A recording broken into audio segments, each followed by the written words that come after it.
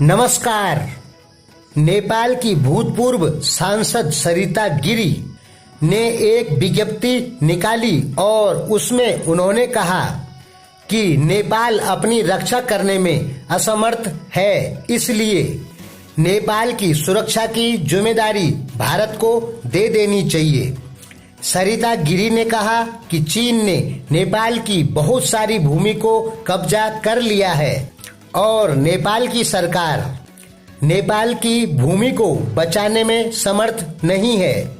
इसलिए अब नेपाल को यदि बचाना है, नेपाल की भूमि को चीन के कब्जे से बचाना है, तो नेपाल की सुरक्षा की जिम्मेदारी भारत को देनी चाहिए।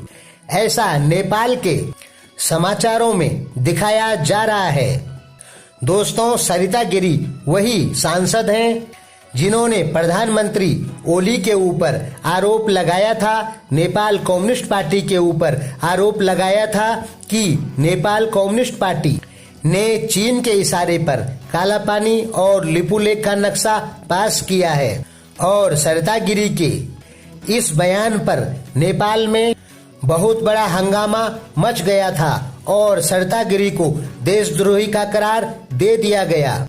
कुछ लोगों द्वारा सरिता गिरी के ऊपर पथराव भी किया गया था और नेपाल की जनता ने सरिता गिरी को देशद्रोही बताया। दोस्तों, आपको पता होना चाहिए कि सरिता गिरी भारतीय मूल की महिला हैं और उन्होंने नेपाल में विवाह किया था और नेपाल में सांसद के पद पर काम किया था, लेकिन नेपाली जनता द्वारा उन्हें देशद्रोही का करार दिया गया, जिसके कारण उनकी पार्टी ने उन्हें निलंबित कर दिया था। नेपाली जनता की नजर में सरिता गिरी देशद्रोही है। अब हमारी नजर में सरिता गिरी क्या है, ये भी जान लीजिए। देखिए दोस्तों, ना तो नेपाल की जनता को पता है कि उनका असली दुश्मन कौन है और ना भारत की जनता को पता है कि उनका असली दुश्मन कौन है और ना ही पाकिस्तान की जनता को पता है कि उनका असली दुश्मन कौन है। और इन सभी देशों की जनता जो समाचार सुनती है उसी पर भरोसा कर लेती है, जबकि हकीकत में ऐसा कुछ नहीं होता है। हकीकत राजनीति जो होती है वो दिखती नहीं है और जो दिखती है वो होती नहीं है।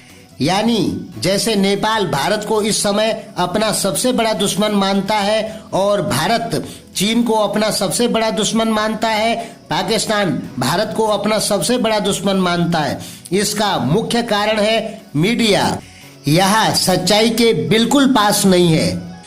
हमारे कहने का मतलब है नेपाल का भारत किसी भी प्रकार का कोई दुश्मन नहीं है और भारत का भी चाइना किसी भी प्रकार का कोई दुश्मन नहीं है।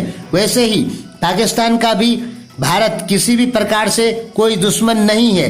केवल सत्ता के खेल ने नेपाल को भारत का दुश्मन बनाया, भारत को चीन का दुश्मन बनाया, पाकिस्तान को भारत का दुश्मन बनाया।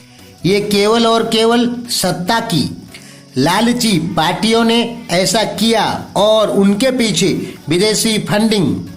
आम जनता इन चीजों को बिल्कुल नहीं समझती है। आम जनता ये सोचती है कि जो समाचार दिखाए जा रहे हैं वो 100% सच हैं। अब हम कहेंगे कि प्रधानमंत्री ओली ने चीन के इशारे पर नक्शा पास किया तो नेपाली जनता बिल्कुल नहीं मानेगी, लेकिन सच तो यही है कि पहले विपक्षी दलों ने नेपाल कम्युनिस्ट पार्टी पे प्रेशर बनाया कि काला पानी का नक्शा पास करे, क्योंकि नेपाल कम्युनिस्ट पार्टी के जो विपक्षी दल थे उन्हें पता था कि नेपाल कम्युनिस्ट पार्टी काला पानी का नक्शा पास नहीं कर पाई, लेकिन प्रधानमंत्री ओली ने ये गेम खेल दिया अपनी कुर्सी बचाने के लिए और काला पानी का नक्शा पास कर दिया। काला पानी का नक्शा पास कराने में नेपाल कम्युनिस्ट पार्टी का उतना हाथ नहीं है जितना नेपाल की विपक्षी पार्टियों का हाथ है, लेकिन नेपाल के लोगों को नहीं समझाया जा सकता है। जैसे भारतीय लोगों को नहीं समझाया जा सकता है कि चीन भारत का दुश्मन जरूर है, लेकिन चीन भारत का उतना बड़ा दुश्मन नहीं है कि चीन भारत को पूरा खा जाए। लेकिन भारतीय जनता सोचती है कि चीन भारत को खाना चाहता है। उसी प्रकार नेपाली जनता को नहीं समझाया जा सकता है कि भारत नेपाल का दुश्मन नहीं है। नेपाली जनता समझती है कि भारत नेपाल को खाना चाहता है। दोस्तों, समझा के कोई फायदा नहीं होगा, क्योंकि जनता इन चीजों को नहीं समझती है। जनता केवल वही समझती है जो उसे समाचारों में दिखाई देता है, जबकि जो होता है वो दिखता नहीं है और जो दिखता है वो होता नहीं। यानी भारत और चीन दुश्मन नहीं है, नेपाल और भारत दुश्मन नहीं है, पाकिस्तान और भारत दुश्मन नहीं है। ये केवल गलतफहमियों के चलती है। यानी सब देशों की जनताओं में गलतफहमी हो जाती है मीडिया के समाचार सुन के, और दुश्मनों को दोस्त समझने लग जाते हैं और दोस्तों को दुश्मन समझने लग जाते हैं। इसलिए भारत, नेपाल और पाकिस्तान की जनता को नहीं समझाया जा सकता है, क्योंकि हमारी नज़र में भारत की जनता, नेपाल की जनता और पाकिस्तान की जनता सबसे ज़्यादा बेवकूफ़ है।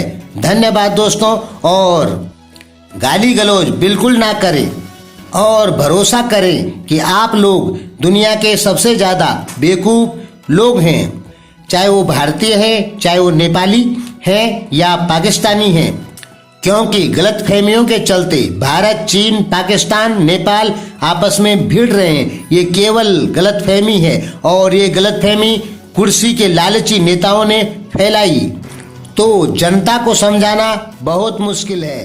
धन्यवाद दोस्तों।